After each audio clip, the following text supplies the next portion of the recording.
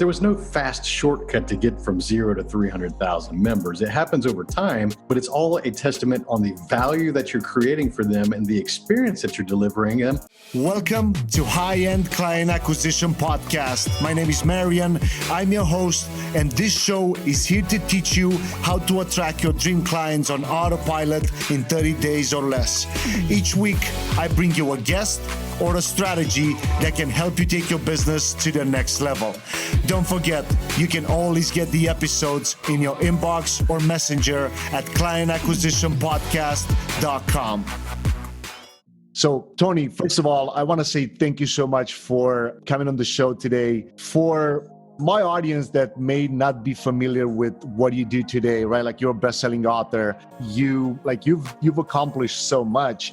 But for people that may not be aware of what you do now, do you mind to just give us a short version of how did you get started? They're like, look at this crazy guy talking about making money with part-time businesses. It doesn't even make sense. He's full of crap, right?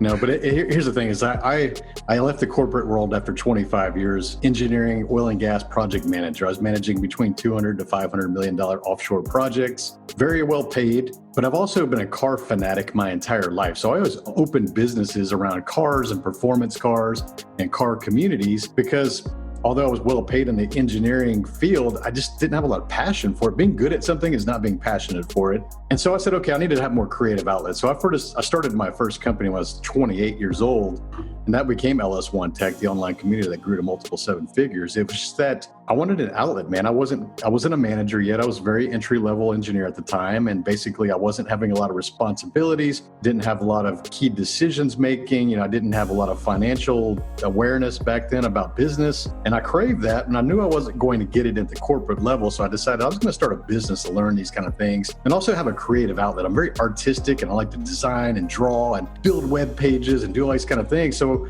I taught myself graphic design and I taught myself photography and I taught myself HTML and coding and basically just created websites for fun as a creative outlet to really start to make some money. Because let's face it, when you're looking at your boss and you're looking at your boss's boss, most of them never have the lifestyle that you truly dream about. They may have a better pay scale, but is that really the life that you dream about? And the answer is always no. Even in the whole 25 years of my career, I was reporting to vice presidents and things like that later in my career. They still didn't have a lifestyle that I dreamed about. I had a higher lifestyle than them because of the companies I had built. So I needed to be honest with myself in my 40s. It's like, dude, like, what are you wasting another 20 years of this doing this? Like, these people cannot give you what you want. You've already proven to yourself on a smaller scale that you can get what you want to achieve. So why are you lying to yourself? And what it came down to was self-limiting beliefs about college degree that I paid for myself and went through that whole struggle, 7 years of working full-time, going to school at night, paying for all that,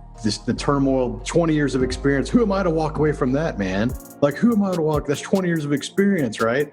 But the thing is these decisions are not final. Most people think that decisions are final. And the thing is you can always go back if the things don't work out. So you need to learn to bet on yourself, man. No, 100%. And I can feel the passion in your voice, even when you just like started to get into this and talk about it. So what I love about when I hear you talk, and I'm pretty sure like pretty much everybody that's kind of listen or consume this episode, they'll want some almost like the tactical stuff behind it, like what actually happened with the first community that you grew, and to what, 300,000 members was the LS1 Tech? Yes. So could you give us some story behind that? Because I know you said, all right, cool, you've been passionate about this, the car game and the automotive industry, but how did that community actually started, and how were you able to pull 300,000 members? Like, a lot of people that have Facebook groups and other kind of communities will love that. Well, I think that the main thing about LS1 Tech was that we started it with a mind of just creating value and creating a cool place for people to hang out and build a network, a community. Most people nowadays, they think about the money. They think about money first. Hey, Tony, I want to be a millionaire. And they think about the money and they make money their purpose. And if you're listening to this and money is your sole purpose, I guarantee you're going to fail, because that is a very weak purpose. Money is always a result of the value that you create in this world. And for me, I wanted to build this online community. Dude, I didn't think about making millions when I started that website. I thought about, it would be really cool if I could make $500 a month to pay for my car note. And it'd be like having a free sports car. That's how small I thought about that website. because money was not the objective. Now, as we started to see the real revenue coming in, we of course fired up the LLC and we did all these things the right way and just booked everything, hired an accountant. We started scaling, building the team to do that. And it grew and it grew and it grew. There was no fast shortcut to get from 0 to 300,000 members. It happens over time, but it's all a testament on the value that you're creating for them and the experience that you're delivering them. And the thing is that we had 300,000 registered members, but they were not paying us to be a part of that community. It was free. And so most people be like, oh, wow, why do I want to take care of them? They're not paying me. They're not customers. But that's where people mess up, is they don't realize that their audience, your listeners of this show, my listeners of my podcast, they are our clients, even though they're not paying us yet, because we're building influence and significance over time. So I was pretty smart back then to understand that if I had a big wave of people watching me and I had all these eyeballs showing up on my website, guess what? I can attract advertising revenue, because now I'm competing directly with magazines and billboards. And anytime you have attention, you can start increasing your ad rates. You can get more advertisers. So at the peak of our business, we had 150 different advertisers paying between $300 to $600 a month. So you can do the math. We're making about $500,000 a year on that website, part-time, working less than an hour a day. So these are the things that you can scale. Most people think about, I just want to have all these followers. And nowadays, like people ask me the difference between followers and registered members. Like, dude, I'd rather have registered members all day long because I have their contact information. Plus, if I own the platform, there's no algorithm filters. Like every time they see something, they're here on my website, they get the notification of that. I can send them out a blast, an email. I have direct access to those. They were actual customers once they trust you with that information, versus someone that just follows you and clicks a like button on your social media. So the thing is that if you want to build the audience, add the value, treat them like customers, even though they're not paying, give them a good experience. Make sure that there's no lags in your servers or software updates are causing bugs or things like that. It's just, these are the things that you need to think about. And if you're building a website or online community, you can use Facebook. You can monetize those people. You can do lead magnets. You can give things away, give away all your free information, trade their emails, build the email list. But that's important, is that you build that email list, because then you own that email list. That is who your customer base is. Like your Facebook group, you can have 100,000 people on your Facebook group, but if they're not in your list, that's Facebook's customers, not yours. Just like Amazon. A lot of people get on Amazon FBA and they want to sell to Amazon, but those are not your customers. Those are Amazon's customers, because you do not have the point of contact for those people. So they are Amazon's customers. So if Amazon decides to change their policies or their algorithms or raise their rates, like, they're going to shut your business down. You got to do things to safeguard your business. And how do you get people to join? That's easy, man. It's the time-tested things of doing giveaways, having contests. Dude, there's a win-win-win scenario that I'll share with your listeners on how to grow an account. Let's say that you have organically grown 500 people in your group, whatever that is, like a Facebook group or whatever. Let's say 500. That's a good number to get someone's attention. You know what? There's probably people in that business or in a business in that space within that group that want to advertise to your people without being spammy to your group. Because once they get the group leader endorsing their product or service, guess what? That's going to have more impact than them spamming themselves. So you may just reach out to one of those people and go, hey, thank you for being an active member of this group. I'm thinking about doing some giveaways to entice more membership into this group. Would you be interested in bringing a featured sponsor perhaps and do a gift certificate or give away one of your products? And we'll do one of these a month. You're going to get a month of, sticky at the top type featured sponsor. People are going to register. Maybe you'll even get their email address on your website too. It's a win-win, because you're going to get featured. You're going to get the status of your company being on the feature page. Then the guests also join my group. So I'm getting the win from building my influence strategically. And then someone's going to win that giveaway. So there's a win-win-win scenario that everybody wins from. And if you can start to coordinate those, and that's what I did to grow my website, because we realized that we had all the Google Analytics on our page. We could see how many people were lurking and just browsing the site versus registration numbers. And we saw when we started out that first 6 months, we started to see a snapshot.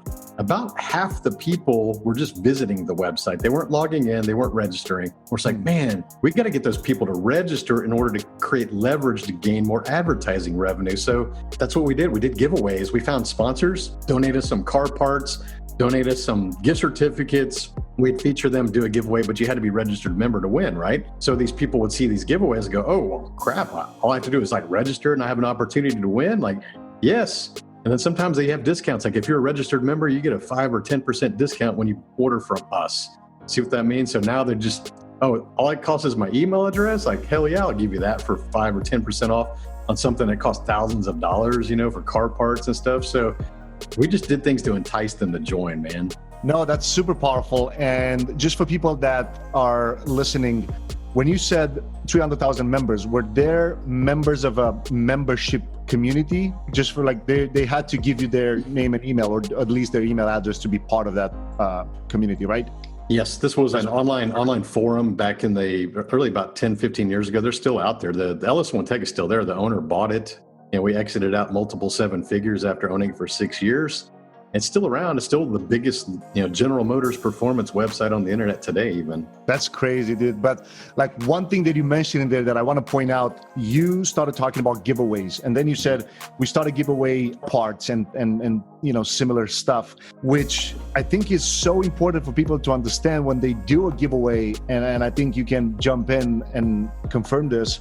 But the fact that you guys started to do giveaways with stuff that made sense for that community and that industry. You didn't just start to give away, I don't know, like iPads, because that would just attract pretty much everybody, but just for that giveaway, you actually gave away stuff and also discounts and coupons for the parts that people were actually interested in, correct? Yeah, so basically the sponsor gets a new customer, some winner gets parts or a discount, and we get more membership. So it's a win-win-win, because even the advertisers wanted more people to register, obviously, right? So they get more eyeballs to watch their products. No, I think that's super smart.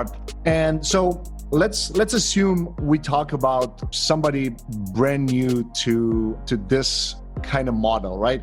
Somebody that's maybe working at a job and they say, all right, I'm dreaming of starting a side hustle and having a community that listens and has your message and actually, believes in what you have to offer. How do you think can someone actually find their passion in a way that can be monetized, right? Because a lot of people will say, well, I'm passionate about, I don't know, flowers, or I'm passionate about whatever, that may not have a monetary aspect right away. And I know you said, okay, cool, but you have to first give value or valuable content to the consumer. But how would someone pick an industry to know that, okay, this is actually worth it for me to spend time, right? Because people would work 9 to 5 and then spend a couple hours every day to actually build valuable content to attract the community and then provide more content to that. But how would someone, like, what's your strategy now if you actually work with somebody? So I've got a Facebook group right now, 365 Driven Entrepreneurs. There's about 100 people in there right now. It grew organically. It's a private group. You can apply to get in. But the thing is that when you facilitate a group, you start a group without ego. A lot of people start a group because they want to stand on the king of the hill. They want to beat their chest and say, I'm the king of this, and you guys are all in my group. And they really use ego to try to attract people. That's a huge turnoff. When you start a group, you have to be a member of that community, not the king of the hill.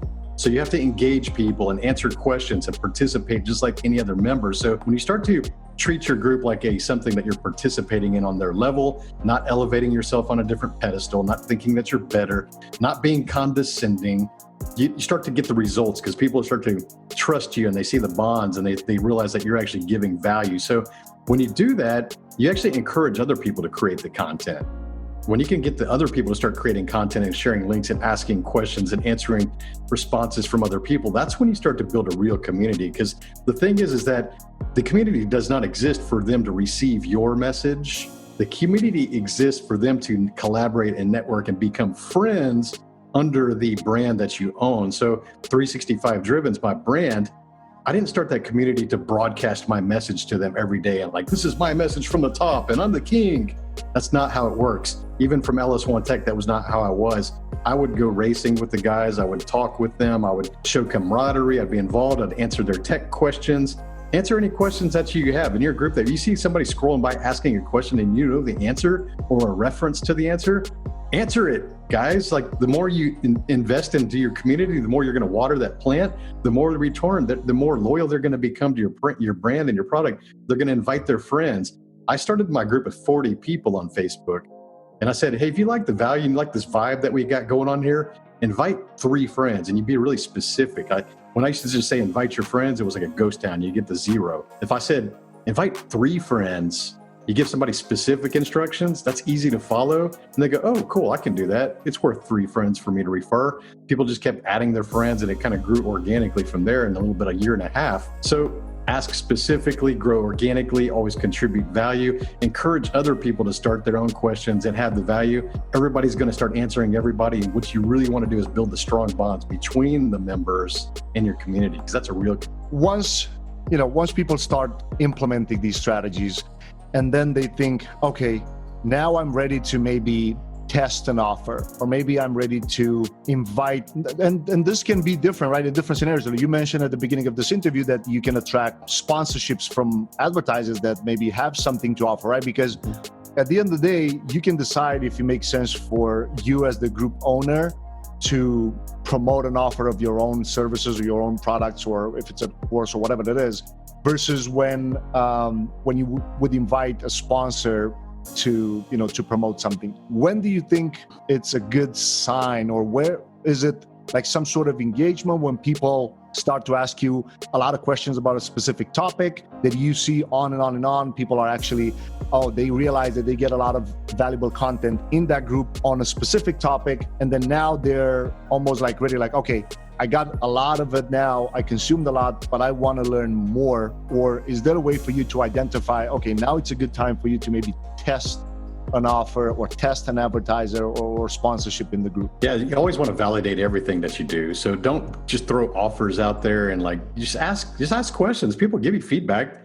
When I said, hey, I'm going to start a mastermind, would you guys rather it be a high price point, high experiential type thing, or a medium price point and low experience, or low price point and just ease and minimal contact? You know what I mean? You give them options. You can do polls in your group and see the results from that. You'll start to see the trends and you start to see which bucket you're playing in. You're like, okay, build the products that people want. Even the book I wrote, Side Hustle Millionaire, I put that question out on social media. I said, hey guys, I'm going to write a book on how to start companies. Which questions would you like answered in this book?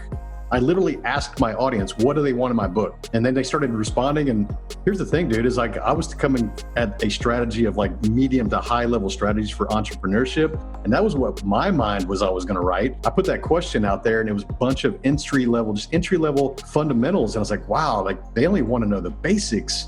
So I'm glad I asked that question, because I would have come out there with this book thinking that I knew I was going to sell, and then nobody would have wanted it because they wouldn't have got it. So I wrote the book and I said, if I can answer every one of those questions at a high level of detail, give them examples and share stories and some lessons, I'm going to have the product that they want. I already pre-validated it. I got them involved in the process, shared them. Here, I wrote chapter 1. Here's an excerpt. What do you guys think? Awesome, man. I can't wait to see it.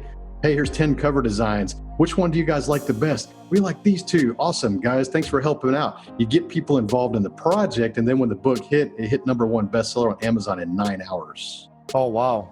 I love the fact that you validated through the feedback of your friends, your followers, and people in your community. I think that's super important. So if we would be to look back to your first community in the automotive industry, when you guys started to actually realize that, this is not a side hustle anymore, this is an actual business that can be exited, that can be, at some point can be sold. When, what was the number that you actually understood, number of members, understanding okay, this actually grew way beyond the side hustle, and now I'm ready to go all in? Or even if you didn't go all in, but you were able to exit it for a multiple 7-figure deal, which is, a lot of people don't end up selling their own business, their main business for that kind of money.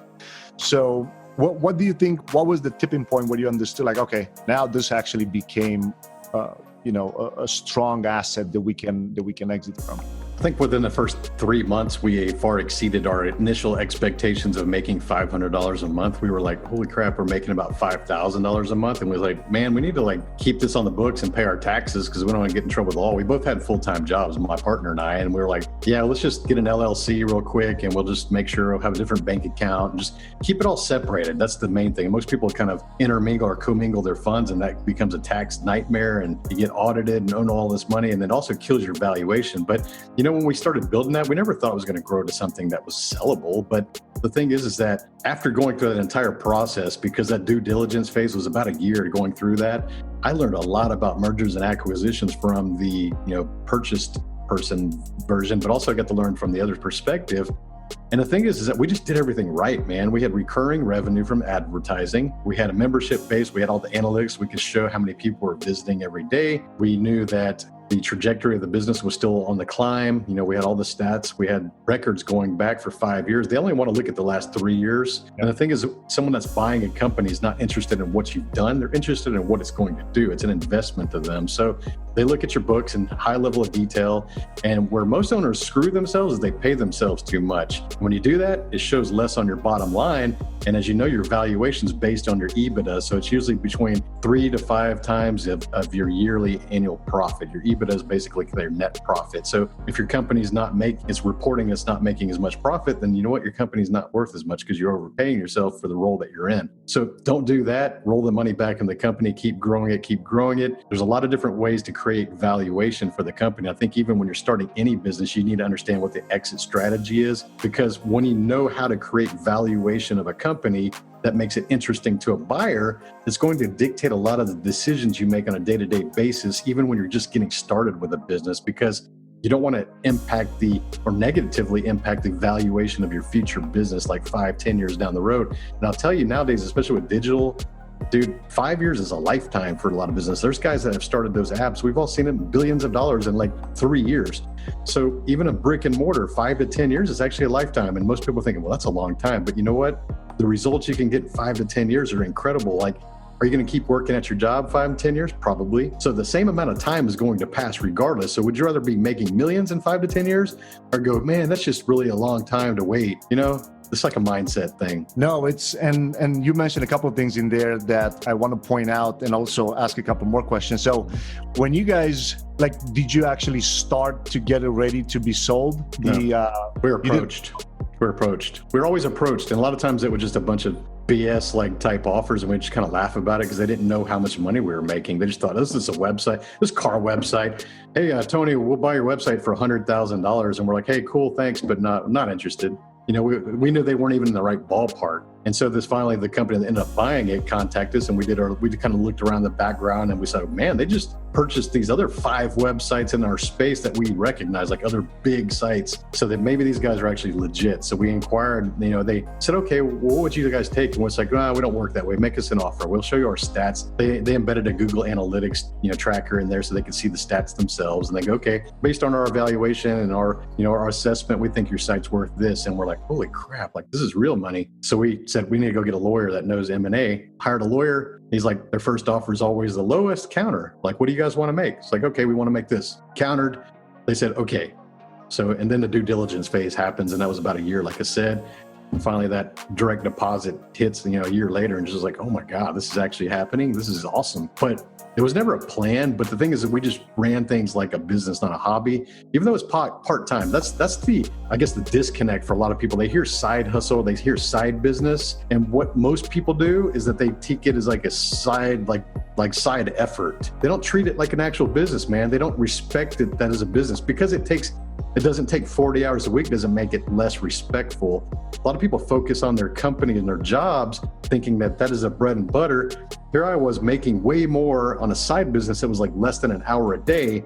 So I respected it like a business, and I treated it just like any other business, a Fortune 10 business. I treated it the exact same way. You have to respect your business if you want it to grow.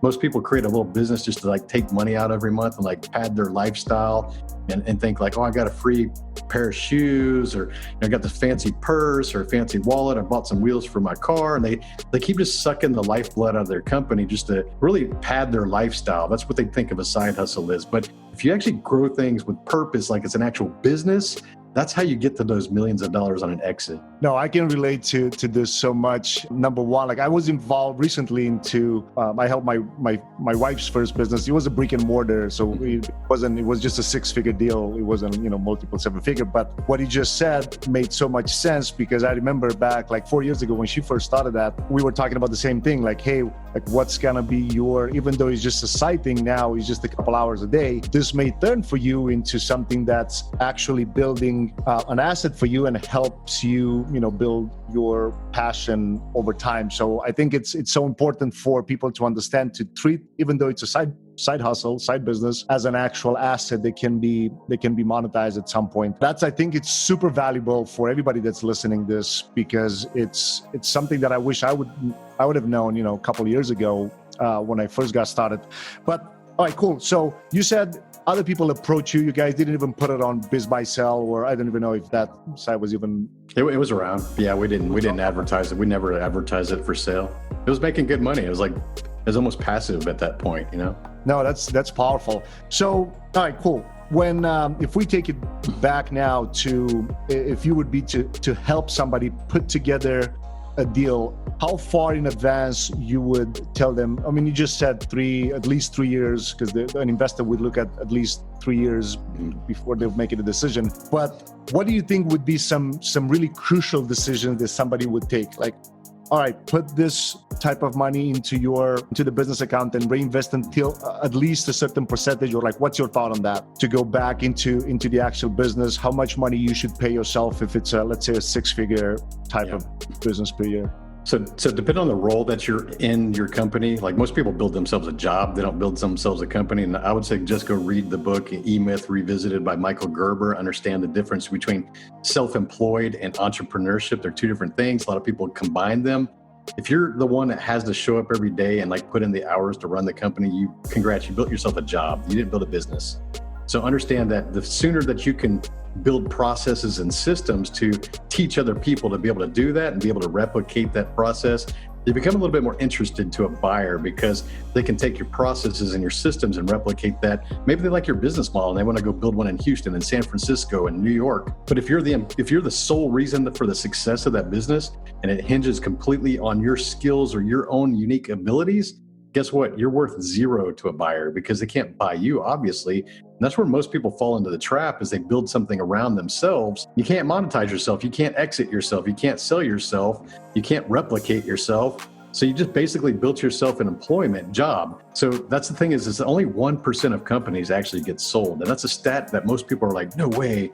It's true. Only 1% of companies get sold. And it's not because 99% of companies are not for sale. It means that 99% of companies are not worth anything to a buyer.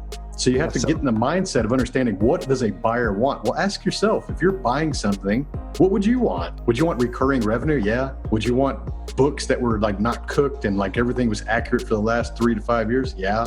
Would you like to have some kind of trajectory to understand where the profit is and what you're going to get to recoup your investment in 3 to 5 years on the multiple? Yeah. Would you like to be able to take this process and replicate it in different fields and use this thing and do this thing and grow it? Yes. So think about yourself as a perspective of a buyer. And what would you do? And what would you be like, oh no, I don't like that at all?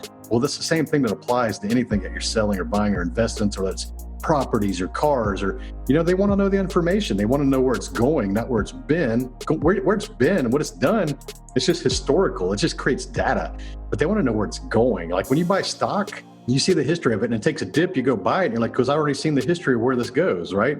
You don't go buy it at the peak and then lose all your money. So it's kind of like, I want to see this thing replicated, this process, this company, their systems. I'm buying into them. I'm betting on them is what they're doing. And each buyer wants to recoup their money within 3 to 5 years. And that's why they multiply it out. Hey, we're going to pay you 3 to 5 years worth your profit.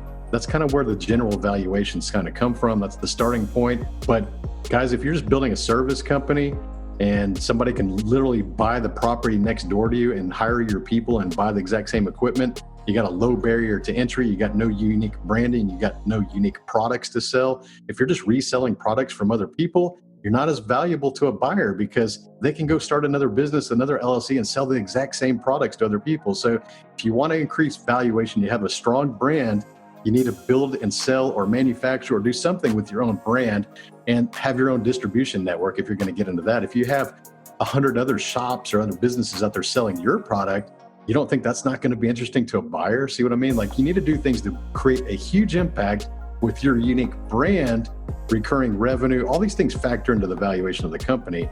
They see the trajectory, they want to bet on it, and they're going to grow it themselves with their own finances and resources. And then boom, they're going to have this colossal behemoth in like 3 to 5 years. And that deal is going to look super sweet to them. But here's the other thing is most investors really expect to lose 90% of their investment money because they're only waiting for that one deal to come through to just like hit it out the grand slam.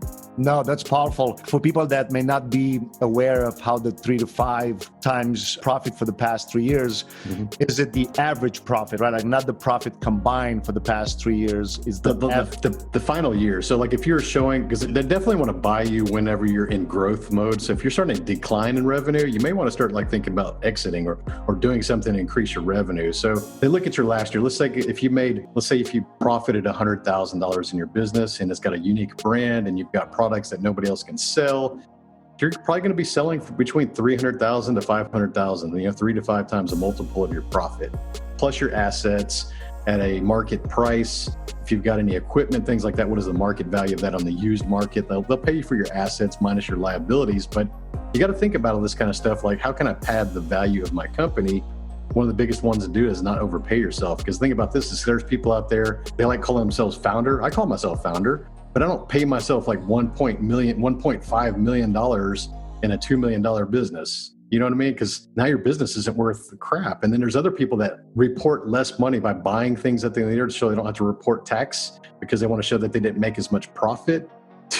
So that one always cracks me up, because look, guys, you're going to pay taxes no matter what. And I've seen people literally like atomic bomb the entire valuation of their company to try to avoid taxes. So let's say like average tax in the United States around 30%, just roughly, right? For your business. So you're going to like show that you made less profit so you can avoid paying 30% tax on that little bit of difference. And then what's going to happen is when you go to sell your company, they're going to look back and go, well, you didn't make any profit the last 3 years because you were hiding money by buying things and selling things off to try to minimize your profit to save 30% of a small segment, a sliver of your income, and then you're going to lose out on 5 times the multiple of your entire profit because you didn't do it the right way. Right, and then it's going to be hard to explain it, like, gathering all the data to just show like, hey, I bought this trips because I wanted to just bury my, they know it. These brokers, these buyers, they're smart, and when they see you cooking your books, being dishonest with your business, they're going to wonder what else things you're lying about. So they're not even going to buy it. They're going to go find somebody else that's ethical. Or they're just going to offer you something that is not totally, lowball you. You're going to, either way, you're going to be like, wow, I tried to save $15,000 a year for the last 5 years. I'm going to miss out on millions of dollars because I did that. No, I think that's super important. And I wish, I would have kind of had this mindset, back like 5-6 years ago. But anyway, so for people that are listening to this and now understanding like this whole, side hustle and building an actual business from it, and then being able to actually scale it, I always like to ask my guests to give a one short-term task and a long-term task that can be like short-term, people can implement it tonight or tomorrow. And then long-term, something that they can work on over the next, at least 1 year. If you would be to give some specific, tactical advice to people for the short-term and the long-term, what would those two be? Well, short-term, everybody always asks, like, how do they come up with the idea for the business? There's a lot of people that have a bunch of ideas. A lot of people walk around patting themselves on the back because they got all these ideas. But the thing is people die every single day with great ideas. Until you take any action, it doesn't even matter. But I'm going to give you an idea of where the best odds of your success are. It's at the intersection of these 3 things: your passion, your purpose, and your expertise. Passion is the things you're interested in. Best way to think about that is when you go to a magazine stand and you see hundreds of different magazines. What is that one magazine that you pick up and read cover to cover before you even make it to the checkout counter? That's going to give you an idea of things that you have passion for. Maybe you create some kind of a business that supports that, or it's in that vertical or in that industry, manufacturing, retail, whatever. It's in that space because you know that I'm going to get up every day. I'm charged up working on something that I'm passionate for. For me, that was cars. For me, that's entrepreneurship. I love business and I love cars. Those are the 2 things I'm very passionate about. I go to the gym 6 days a week, but I am not passionate about talking about fitness. It's something I do. It's something I have lived with, but I'm not passionate about it. So there's a distinction there. So purpose is, what is your purpose? And if the thing is what I talked about earlier, if purpose is money, you're going to fail because that's a weak purpose. Money is a result. Money is a score of the game. It's not the purpose. Your purpose is, how do I want to impact this world? What legacy do I want to create? How can I solve the problems of thousands of people or millions of people to really start to monetize that? So think about how you're going to greatly improve or help other people, put them first, and that's going to give you the idea of what your real purpose is. Now, if that's a nonprofit or you're donating or you want to be a philanthropist, that's a tongue twister. If you want to go do that, then you need to earn massive amount of money to be able to give back in that level of legacy. So I see a lot of people go, man, my purpose is my family. You know what happens when people say that? When you say my purpose is your family, that's what happens when you hang around with a bunch of other people who aspire to be average and they all say the exact same thing. Oh man, my purpose is my family and my kids and my wife and my husband. Like that sounds honorable. What that is telling you is that you are settling for average because you have far greater impact and potential in this world. The benefits to your family are going to happen regardless. If you're impacting things on a huge level, you don't think your family and your kids are going to benefit from that lifestyle change, and your grandkids and your future great-great-great-grandchildren that you haven't met, the things that you can create today will impact your entire generational legacy. But most people though, I want to do things for my family because they're used to hanging around with other people that say that, and they just go, oh, that's cool. Me too. But guys, challenge yourself, stretch your imagination, understand you can do whatever the hell you want. So that is your passion. Find your real passion, your real purpose for doing things, and then the expertise. What is it that you're good at? What is the knowledge that you have? What is the skill sets you have? What are the resources that you have available? Maybe you've got some specialized equipment or software, just something you have access to that you can monetize that most people don't have access to. Think about those things. If you can find an intersection of those three things, you got really good odds of success. So that's short term. That's getting your ideas and how to evaluate those. Long term, dude, it's just putting in the work. My word is consistency. And I talked about this. I gave this speech on the Arte Syndicate stage last week in St. Louis, 1,500 people. I talked about the ABCs of success: action, belief, and consistency. Take action. Quit thinking about things. Quit thinking about waiting for the perfect time, looking for the perfect opportunity. It never happens because the excuses that you have today only get replaced by other excuses tomorrow. You're always going to have a new excuse. Take action. Successful people don't wait around for perfect opportunities or perfect time. They step in and they learn as they go. So if you can just get into motion, you can pivot, you can evolve, you can adapt, you can improve, but do it while in motion. Quit sitting around on the planning phase of everything in your life and actually take the steps. If you want to start that business, go buy that domain name, go buy a website, go take a baby step, go create that LLC, even if you may not use it for the next 6 months. Just do little steps and the progress is going to move you forward. But here's the thing, don't even bother starting unless you're going to commit to 6 to 12 months. Don't even bother starting. You're going to be like thousands of other people that put something out there, whether that's a fitness program or they want to write their book or they want to start this business or start this group or start a podcast. Like there's a lot of people out there talk, and we're so sick of seeing people just talk, and then they disappear after 2 months because they're not fully committed in what they need to be doing.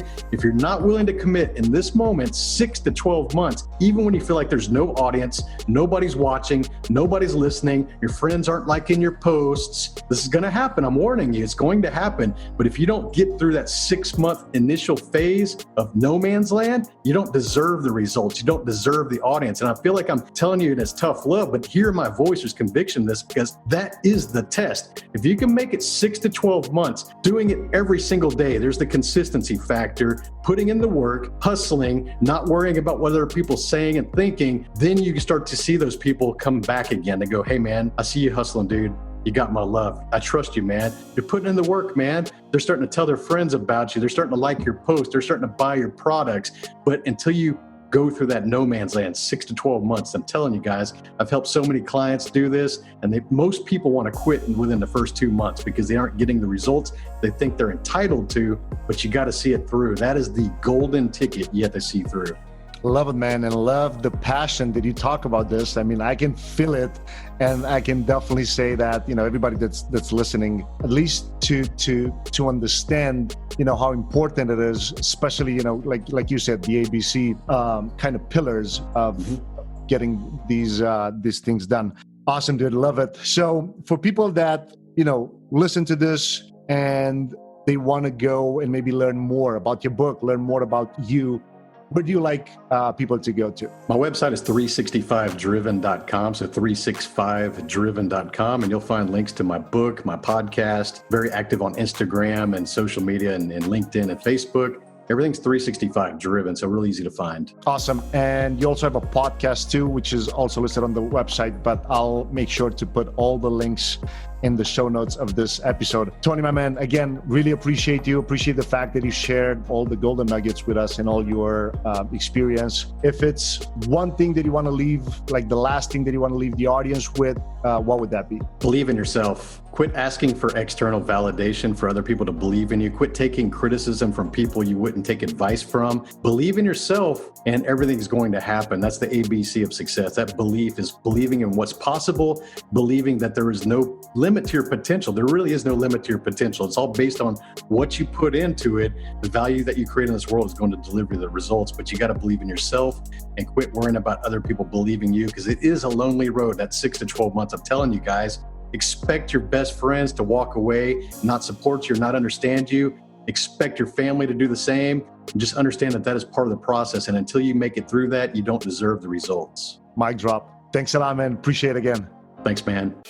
Hey, podcast listeners, I want you to know that I really appreciate your attention and I don't take it lightly. That's why each month we pick a lucky winner and we give away books, mentorship, software, courses, iPads, and other cool stuff. The way to enter is go to clientacquisitionpodcast.com and sign up. You'll get all the details there. Talk to you guys soon. Take care.